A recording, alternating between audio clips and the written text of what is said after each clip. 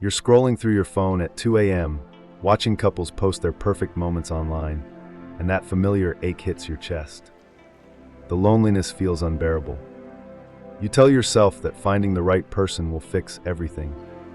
You'll finally feel complete, worthy enough.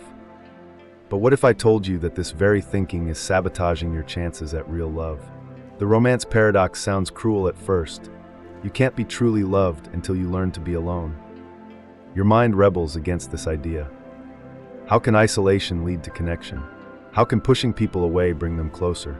The answer lies in understanding a fundamental truth about human psychology that most people never grasp. When you desperately need someone else to validate your worth, you're not offering love. You're offering a transaction. You're essentially saying, "Please tell me I'm valuable because I can't figure it out myself." This neediness creates an invisible barrier between you and authentic relationships. People can sense desperation from miles away, and while they might feel sorry for you, they won't be attracted to you. Carl Jung understood this when he wrote about the necessity of individuation. Before you can truly merge with another person, you must first become a complete person yourself. Think about it logically. How can you give someone your whole heart if you don't know who you are? How can you share your life if you haven't built one worth sharing? The fear of being alone drives most people into relationships that feel more like emotional life rafts than partnerships. You cling to someone not because you love them deeply, but because you're terrified of facing yourself in silence. This creates relationships built on dependency rather than choice, fear rather than love.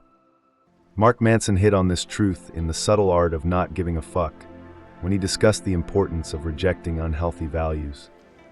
When your primary value is avoiding loneliness at all costs, you'll accept treatment you don't deserve and ignore red flags that could save you years of heartache.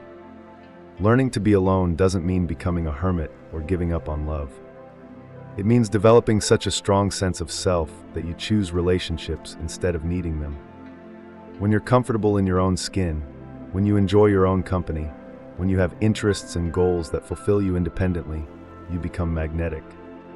Psychologist Alfred Adler talked about the difference between striving for superiority versus striving for perfection. When you're trying to use relationships to feel superior or complete, you're operating from a place of inferiority. When you're striving to become the best version of yourself for its own sake, you naturally attract people who appreciate authenticity. The transformation happens gradually. You start saying no to plans that don't genuinely interest you. You stop texting people just because you're bored. You learn to sit with uncomfortable emotions without immediately reaching for distractions. You begin treating yourself with the same kindness you'd show a good friend. This process feels scary at first.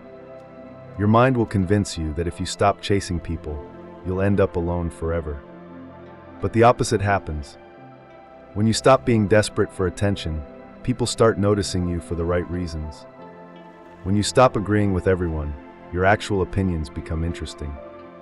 When you stop being available 24/7, your time becomes valuable. The most attractive quality in a person isn't their appearance or their achievements. It's their self-possession. It's that quiet confidence that comes from knowing you'll be okay, regardless of what happens with other people.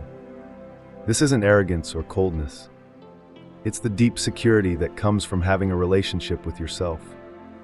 Brené Brown's research on vulnerability shows that true intimacy requires courage. But you can't be vulnerable with someone else until you're honest with yourself. You can't share your authentic self if you don't know who that person is. The time you spend alone, really getting to know your thoughts, feelings, dreams, and fears, becomes the foundation for every meaningful relationship you'll ever have.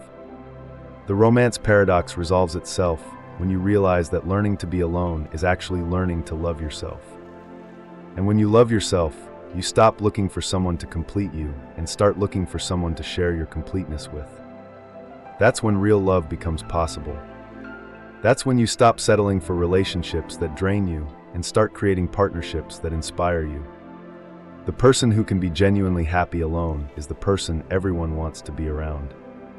They bring joy instead of neediness, curiosity instead of desperation, choice instead of fear. They love because they want to, not because they have to. And that makes all the difference.